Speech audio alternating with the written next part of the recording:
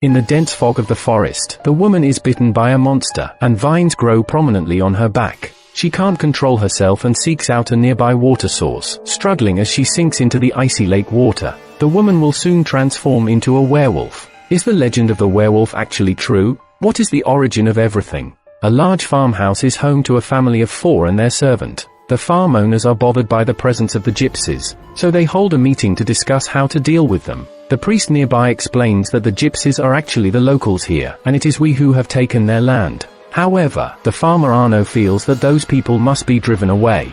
Arno believes that they can no longer tolerate them, and he has come up with an effective solution. The witch in the gypsy camp had a premonition that they were about to face a disaster. The witch gave a bag of silver coins to the blacksmith, who forged them into a set of silver teeth. As dawn broke, the farm owner Arno gathered his mercenaries and they arrived at the gypsy camp. These invaders set fire, killed people, and even took photographs as mementos. The gypsy witch cast a curse, but she couldn't stop their actions. The executioner chopped off the blacksmith's limbs, stuffed him with straw, and finally nailed him to a cross.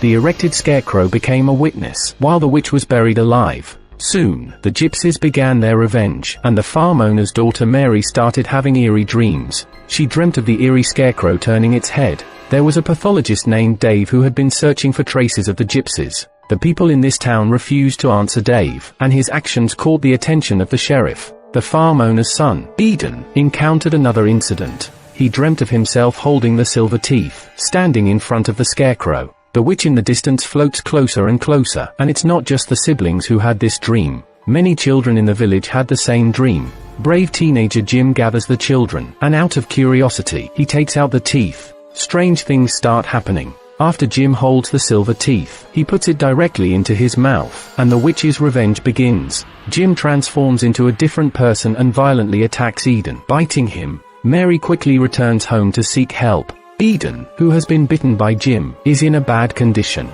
The doctor believes that the child was bitten by a wild animal. Mary saw what happened, but she couldn't reveal it, because kids have secret rules. In the evening, Mary hears Eden gasping and becomes worried about her brother. She goes to his room and, upon lifting the blanket, discovers writhing vines. Mary screams and runs away. When Arno and his wife arrive at their son's room, they find Eden missing. Despite searching until dawn, they can't find him. Arno's wife, April, is devastated. Mary goes to the church to pray, and Jim, hiding in the confessional, sees Mary. They start talking. Jim doesn't remember biting anyone. He only recalls losing consciousness after digging out the teeth. Jim believes that all of this is related to greed, just like Judas who betrayed Jesus for 30 pieces of silver. These silver coins have transformed into cursed silver teeth. Jim hands over a torn page from the Bible to Mary. Later, Jim sees the maid appear and quickly runs out of the church. Eden's naked figure appears in the distance, and Jim follows him into the depths of the forest. He quickly arrives at a clearing, where strange creatures suddenly appear in the field and slowly approach Jim. In the next second, one of Jim's hands is severed. Jim hurriedly takes refuge in a small cabin, still clutching a piece of paper from the Bible in his hand. Shortly after, the ravenous werewolf outside takes the boy's life. Meanwhile, the sheriff knocks on Dave's door and informs him about a missing child case. Dave might be able to get some clues from the gypsies. After the two arrive at the farm, Arno informs them that there are more mutilated bodies in the cabin. After Dave's examination, it is determined that Jim was killed by a wolf.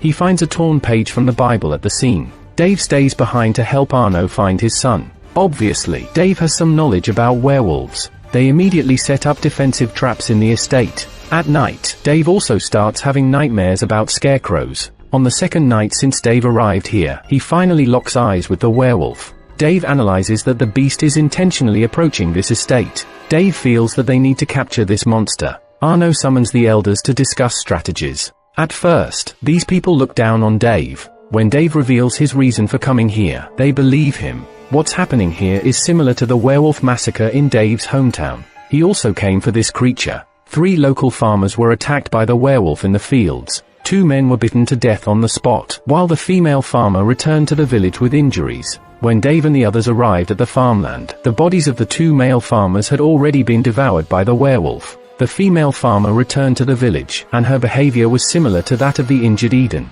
She left the room and disappeared into the wilderness. Dave tells Arno that everyone has become prey for the werewolf, and the farmhouse is no longer safe. They must move the farmers to a sturdy church. Meanwhile, the woman who was bitten is by the lakeside. Terrifying vines grow on her back, and the power within her lures her to seek a water source. If she comes into contact with the lake water, she will fully transform into a werewolf. In the evening, April notices the tattoo on Dave's hand and asks about the man's story. It turns out that his tattoo is his wife's name. The werewolves once devastated his hometown, and he enlisted in the military to seek revenge. 6 months later, when he returned home, he found that the village had been attacked by werewolves, and Dave's wife and daughter had died. Later, a group of gypsies arrived there, claiming that death and slaughter could be ended with coins. Dave was skeptical, so he came to seek the trace of the gypsies. After listening to Dave's story, April resonates with him. She wants to speak about the massacre of the gypsies, but Arno interrupts their conversation.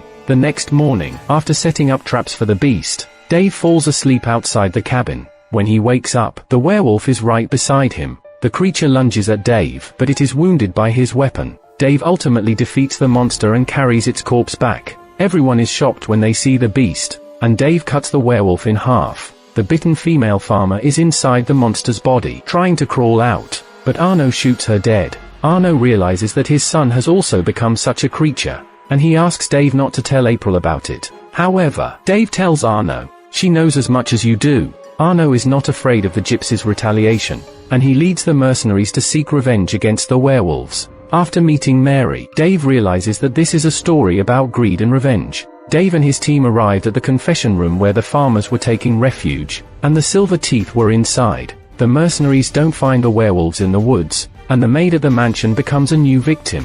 The werewolf appears and charges at the maid, tearing into her body, staining the white bed sheets with blood. The maid, in order to keep her job, doesn't call for help and tends to her wounds herself. Dave uses the silver dentures to create 5 silver bullets. In the evening, the maid continues to serve Arno's family. Dave sees the bedsheets and bloodstains hanging outside and wants to warn Arno, but Arno shows no remorse. Dave finally realizes that a wolf in human skin is even more terrifying than a werewolf. Late at night, the maid reaches the moment of transformation. Arno hears noises upstairs and investigates with a candle. The next moment, he is attacked and bitten by the mutated maid. The candle in his hand ignites the curtains, and a fire is about to spread. In a moment of crisis, Arno shoots and kills her with a hunting rifle. Dave and April hear the sounds coming from upstairs. By then, the flames have engulfed the maid in the room. Injured Arno rushes out of the house alone, and Dave follows him into the adjacent wine cellar. Injured Arno will soon undergo transformation,